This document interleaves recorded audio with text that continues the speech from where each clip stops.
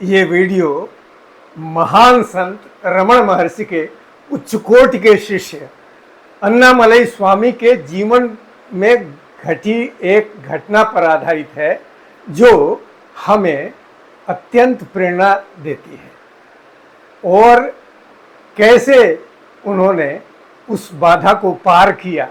नमस्कार, मैं हूं विनय बिहारी सिंह। मेरे YouTube channel TV with Vinay Bihari Singh पर आपका बहुत बहुत स्वागत है। तो हर साधक, और हर साधक नहीं तो अधिकतर साधकों के जीवन में ऐसी बाधाएं आती हैं और यह ईश्वर की परीक्षा भी है। हमारे पूर्व जन्म के कोई इच्छा दबी हुई है, साधना के दौरान वो बाहर निकलती हैं और साधक उनसे दूर हटकर अपनी साधना में आगे बढ़ता है। बहुत ही रोचक वीडियो है, आइए चलते हैं और इसके अंदर क्या है देखते हैं। ये घटना तब की है जब तमिलनाडु के तिरुवन्नामलई में रमण महर्षि के आश्रम में डाइनिंग हॉल बन रहा था, भोजन कक्ष बन रहा था। तो उसमें पुरुष स्त्री मजदूर दोनों ही थे और संयोग क्या था कि जो महिलाएं वहाँ मजदूर के रूप में काम कर रही थी वो बहुत सुंदर थी। उन्हें देखकर रमण महर्षि के शिष्य अन्नामलई स्वामी को आकर्षण पैदा हो गया, जबकि वो बिल्डिंग निर्माण के इंचार्ज थे और आध्यात्मिक साधना कर रहे थे। तो अन्नामलई स्वामी को बड़ा आश्चर्य हुआ कि मेरे जैसे सात्विक व्यक्ति के भीतर इन औरतों को देख करके सेक्स क्यों जाग रहा है, काम वासना क्यों जग रही है। तो बहुत ही उससे लड़ रहे थे वो अपने अंदर की भावनाओं से। इस तरह रोज काम हो रहा था, डाइनिंग हॉल बनता जा रहा था और वो औरतें रोज आती थी। उनको देख करके अन्नामलई स्वामी के मन में और तेज काम वासना जगती थी। तो जब 3-4 दिन बीत गए तो अन्नामलई स्वामी ने सोचा कि अच्छा यही होगा कि इन औरतों को ही काम से हटा दिया जाए, न मैं इनको देखूंगा न मेरे भीतर काम वासना जगेगी। तो उन्होंने उस दिन उन महिलाओं का पेमेंट कर दिया फाइनल और कहा कल से तुम्हें नहीं आना है, अब तुम्हारे लिए कोई काम नहीं है। अगले दिन उनके गुरु रमण महर्षि ने पूछा कि कितने मजदूर काम कर रहे हैं। तो अन्नामलई स्वामी ने संख्या बताई।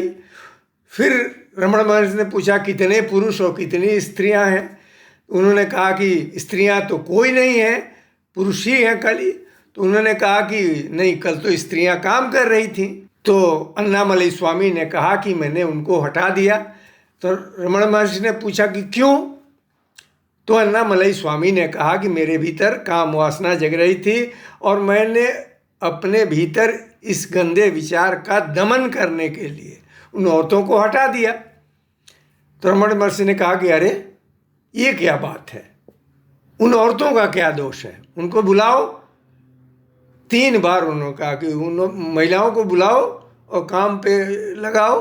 ये तुम्हारे दिमाग की बीमारी है, उनका क्या दोष है। और तुम दिमाग नहीं हो, तुम मन नहीं हो, तुम मस्तिष्क नहीं हो, तुम्हारे मन में आ कहाँ से रहा है। तो कहा दिमाग में आ रहा है उनको देखकर।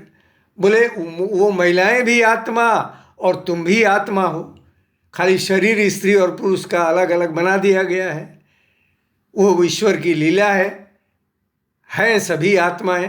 रमण महर्षि ने कुछ ऐसा उनके ऊपर प्रभाव डाला कि उस आध्यात्मिक प्रभाव के कारण अन्नामलई स्वामी के मन के भीतर से सारी काम वासना, सेक्स की बातें उनके दिमाग से अचानक निकल गईं और शांत।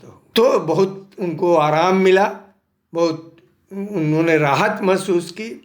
उसके 2 साल बाद अन्नामलई स्वामी आश्रम के स्टोर रूम के बाहर दरवाजे के पास बैठे हुए थे और तभी एक बहुत ही सुंदर महिला रमण महर्षि से मिलने के लिए आई और उनसे मिलने हाल में चली गई।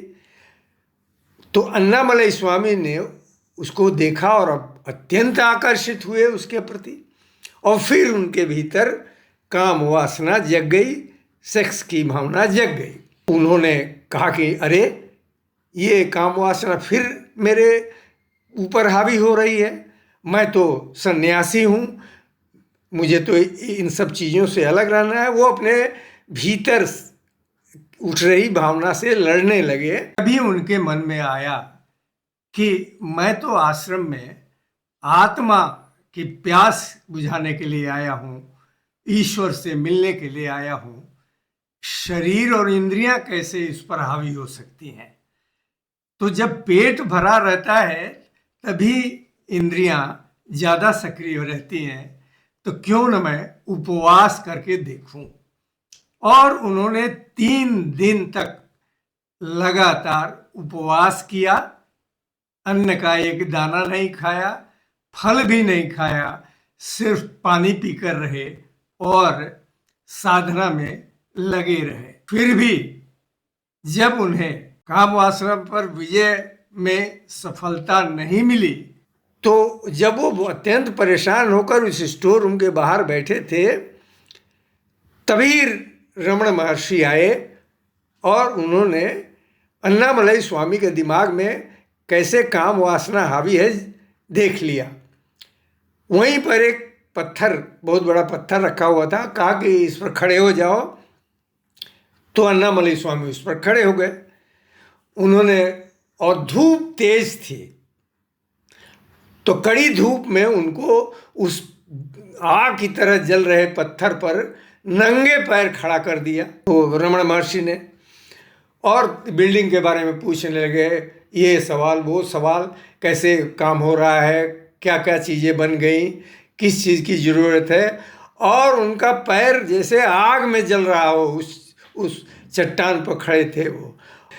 अचानक अन्नामलई स्वामी को लगा कि पैर के जलने के कारण उनके भीतर काम वासना खत्म हो गई, और जो ही ये भाव उनके मन में आया, रमण महर्षि ने अपना बातचीत करना बंद कर दिया और एक तरफ चले गए। तो उस दिन से अन्नामलई स्वामी के दिमाग में काम वासना आई ही नहीं। फिर 2-3 साल बाद फिर उनके मन में, यह सन 1938 में, उनको 1938 में फिर उनके ऊपर काम वासना हावी हो गई। मन में सेक्स के विचार आने लगे, स्त्री के विचार आने लगे, स्त्रियों से संसर्ग की कामना होने लगी। तो इस बार वो रमण महर्षि के पास तुरंत गए, कोई अपने भीतर के विचार से लड़ाई नहीं की, सीधे रमण महर्षि के पास गए और उनके पैरों पर प्रणाम किया और कहा कि प्रभु, फिर इस काम वासना ने मुझे परेशान करना शुरू कर दिया है। तो रमण महर्षि ने कहा कि क्या कभी जब तुम गहरी नींद में सोते हो तो तुम्हें ये विचार होता है कि तुम स्त्री हो कि पुरुष हो कि क्या हो? तो अन्नामलई स्वामी ने कहा कि नहीं, उस समय तो कुछ होश ही नहीं रहता है। फिर उन्होंने पूछा, क्या तुम्हारा दिमाग उस समय सक्रिय रहता है? बोला नहीं, मेरा दिमाग तो बिल्कुल शांत रहता है। उन्होंने कहा कि ये बताओ कि दिमाग तुम्हारा जब उठते हो तब सक्रिय होता है? उन्होंने कहा हाँ, जब मैं सोकर उठता हूँ तब दिमाग सक्रिय होता है। तो उन्होंने कहा कि जो चीज़ जाती है और आती है वह तुम नहीं हो, तुम शुद्ध पवित्र आत्मा हो। और ये शब्द इतना प्रभावशाली ढंग से रमण महर्षि ने कहा कि उसके बाद उनको काम वासना ने कभी सताया ही नहीं, सेक्स की भावना ने कभी सताया ही नहीं। लेकिन जाते जाते रमण महर्षि ने कहा कि और गहरे ध्यान करो, और गहरे इस विचार पर हमेशा डटे रहो कि मैं न शरीर हूँ न मन हूँ, मैं आत्मा हूँ। तो इस तरह अन्नामलई स्वामी को सेक्स की भावना से, काम वासना से हमेशा हमेशा के लिए छुटकारा मिल गया। नमस्कार।